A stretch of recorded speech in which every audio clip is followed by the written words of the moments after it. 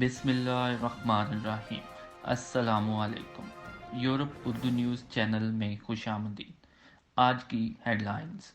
دنیا میں کورونا سے ہلاکتیں 53,000 سے تجاوز کر گئیں، مریضوں کی تعداد بھی 10 لاکھ سے اوپر۔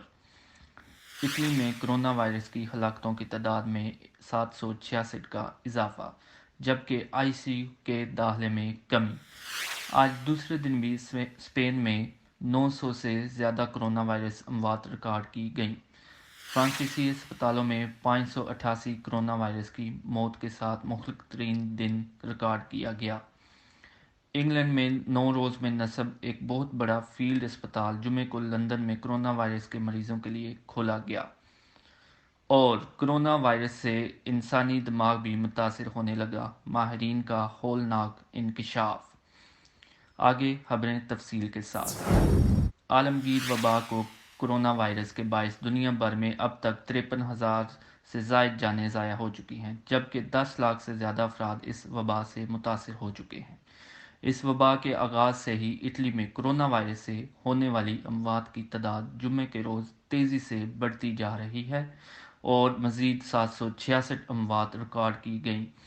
4,000 سے زیادہ مریض انتہائی نگہداشت میں رہے۔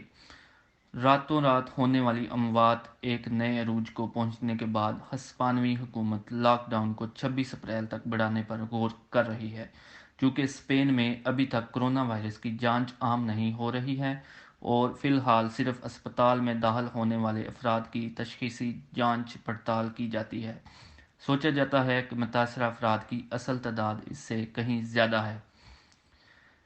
جبکہ فرانس کے چیف میڈیکل ایڈوائزر نے جمعے کے روز ایک پریس کانفرنس میں بتایا کہ فرانسیسی اسپتالوں میں 24 گھنٹوں کے دوران مرنے والوں کی تعداد سب سے زیادہ 24 گھنٹوں کے دوران ریکارڈ ہوئی، جس میں ریٹائرمنٹ ہوم سمیت کل تعداد 6,500 سے زیادہ ہو گئی۔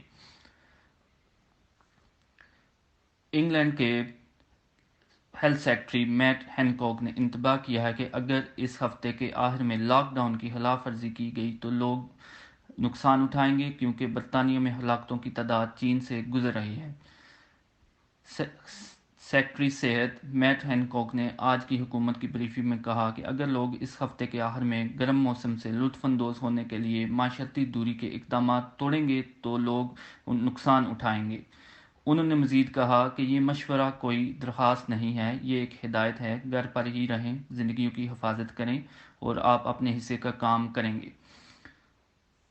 بات کریں گے لندن کے ہاسپٹل کی، جو کہ فوج کی مدد سے تعمیر کردہ اس اسٹیبلشمنٹ کی ابتدائی گنجائش 500 بستروں پر ہے، جو 4,000 بستروں تک پہنچ سکتی ہے، جو 10 روایتی اسپتالوں کے مساوی ہے۔ ایک ہفتہ قبل کورونا وائرس کا مثبت نتیجہ آنے والے برطانیہ کے وزیر اعظم بورس جانسن نے انکشاف کیا ہے کہ وہ خود ابھی تنہائی میں رہیں گے، کیونکہ وہ ابھی بھی کورونا وائرس کی علامات کا شکار ہیں۔ این ایچ ایس کے مطابق مانچسٹر میں مثبت تشخیص کرنے والے کم از کم 165 افراد کی موت ہو گئی ہے۔ این ایچ ایس نے جمعہ کے روز کہا کہ گریٹر مانچسٹر کے پورے اسپتالوں میں کورونا وائرس کی تشخیص شدہ کم از کم 165 افراد ہلاک ہو گئے ہیں۔ اور طبی ماہرین نے انکشاف کیا ہے کہ کورونا وائرس سے متاثرہ مریضوں کا دماغ بھی مفلوج ہونا شروع ہو گیا ہے۔ رپورٹ کے مطابق چین سے دنیا بھر میں پھیلنے والی کورونا وائرس کی جان لیوا وبا نے انسان کا دماغ بھی متاثر کرنا شروع کر دیا ہے۔